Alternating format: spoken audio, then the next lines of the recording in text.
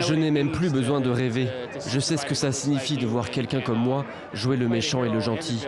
Avoir la liberté d'être les deux à la fois. C'est magnifique, ça libère l'esprit. La clé en tant qu'acteur, c'est de ne pas juger les personnages qu'on incarne. C'est le seul moyen de les représenter et de ressentir de la compassion pour eux.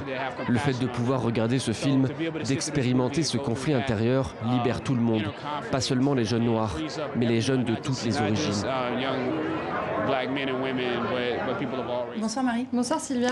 Alors il restera aux yeux du monde comme le puissant roi T'Challa, le super-héros du film Black Panther. L'acteur Chadwick Boseman est décédé hier à l'âge de 43 ans. Oui, c'est une annonce qui a surpris tout Hollywood et qui a beaucoup ému. Chadwick Boseman souffrait d'un cancer du côlon depuis 4 ans. On a appris qu'il avait continué les tournages malgré ses opérations et sa chimiothérapie, notamment pour le film Black Panther. C'est le film qu'il l'avait consacré. Il y tenait le premier rôle, celui du roi T'Challa, un film qui aura bouleversé sa carrière, mais aussi le milieu du cinéma, puisqu'il était devenu le premier super-héros noir de la franchise Marvel. Le film avait d'ailleurs été accueilli comme un événement culturel historique, et puis il avait cartonné en générant plus d'$1 milliard de recettes. Et puis on a pu voir aussi Chadwick Boseman dans d'autres blockbusters, la saga Avengers par exemple. Depuis l'annonce de sa mort, les réactions se multiplient, notamment le fils de Martin Luther King qui salue un homme qui était devenu un super-héros pour beaucoup. On relève aussi le tweet de l'acteur français Omar Sy, je n'ai pas les mots, repose en paix, mon frère. Alors hier soir, sur Hollywood Boulevard, à Los Angeles, plusieurs fans de l'univers Marvel se sont retrouvés. Pour eux, l'acteur incarnait un renouveau à Hollywood. C'est triste. Pour moi, en tant que jeune homme noir, ça m'a beaucoup touché. Ça fait mal, mais un mal particulier. C'était le premier super-héros noir et je suis allé au cinéma voir le film plusieurs fois. Ça m'a beaucoup appris, alors ça fait mal. Le simple fait qu'il ait figuré dans le film Black Panther, ça a changé les choses.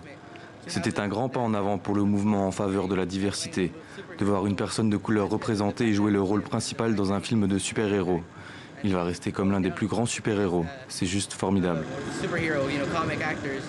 Voilà les réactions des fans. Alors Sylvia, reste à savoir comment la suite des aventures de Black Panther prévues en 2022 vont s'articuler sans leur désormais légendaire roi T'Challa. Et on continue à parler de cinéma avec vous, Marie. Il y a un an, il éblouissait le Festival de Cannes avec son film autobiographique Douleur et gloire. Le réalisateur espagnol Pedro Almodóvar revient, nouveau projet inédit qui sera apparemment diffusé en septembre à la Mostra de Venise. Oui, et alors vous allez le découvrir sur les premières images diffusées hier. Difficile de reconnaître la patte d'Almodóvar. La voix humaine, c'est le titre de ce court-métrage, l'adaptation d'une pièce de théâtre du français Jean Cocteau qui raconte une rupture amoureuse par téléphone. Alors ça, c'est une scène qu'on a déjà pu voir dans les films du cinéaste. Mais ici, Pedro Almodóvar innove déjà. Il choisit une actrice principale très éloignée de ses muses habituelles, la Britannique Tilda Swinton. Un projet en langue anglaise, donc, et un projet à l'ambiance très baroque. Autre première donc pour le réalisateur de Tout sur ma mère ou Bol vert. Alors, pas de panique pour les amoureux de l'univers d'Almodóvar puisque le réalisateur prévoit un autre film avec son actrice fétiche Penélope Cruz. Cela s'appellera Madres Paralelas et la sortie est prévue à la fin de l'année 2021. Et Tilda Swinton, c'est pas mal aussi. Ah, merci Marie.